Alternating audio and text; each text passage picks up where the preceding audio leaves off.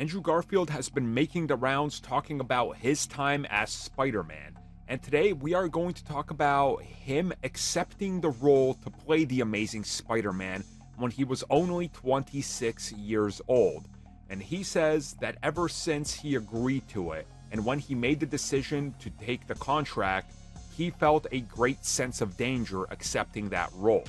And ultimately, through what we're going to talk about in this video, you realize that he was right, and there was a whole lot of danger coming his way.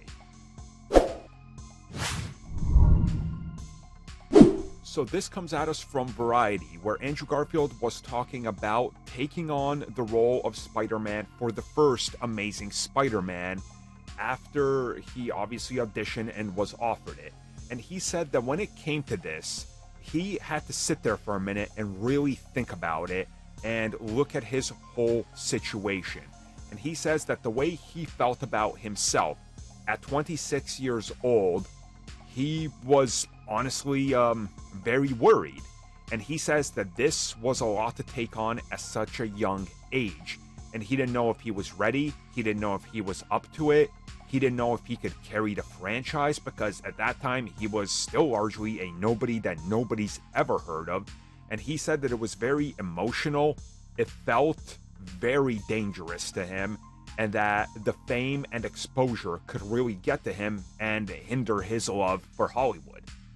And, well, let's look at it. Fast forward to 5 years after that, he's been fired. He doesn't talk to anybody involved with the old film, and that's right after The Amazing Spider-Man 2. That's what I'm talking about. He had a giant fallout with the studio. He decided to more or less step away from taking on any role that would be something that puts him in the spotlight. He talked about some of the depression he had, about how he found out the hard way what Hollywood was really like, and that you really have no say, you are just a profit margin for them, that his love for Spider-Man was ripped away from him just like it was for the fans, and that it was everything coming together that led to the failure of this that he says really hurt him. And he believes that that film and him as Spider-Man failed everybody. The fans, the critics, Sony, Marvel, everybody. And again, you just get the sense that he took all this personally. And that's one of those things where I fully sympathize with him. And I've talked about it before. I'm never going to shy away and try to pretend like I didn't have my issues with Spider-Man or The Amazing Spider-Man. That I didn't sometimes completely drag the film through the mud. But Andrew was never at fault. None of the cast, the director, or anybody else. It was all the people that were calling the shots for the franchise behind the scenes, like your Avi Arad and Amy Pascal, who were all to blame here. And that's what he's saying here. You know, and he felt bad because he took it all on, and he personally felt like he failed the fans. And that's unfortunate. And it's one of these things where you could see that he's slowly starting to understand now, especially with his comeback, that the fans still love me.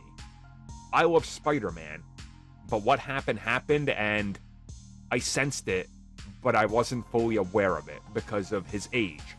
And it's good to see that he's had this type of growth, that he understands now that it wasn't him, because some actors never recover from that and they end up in a pretty bad place.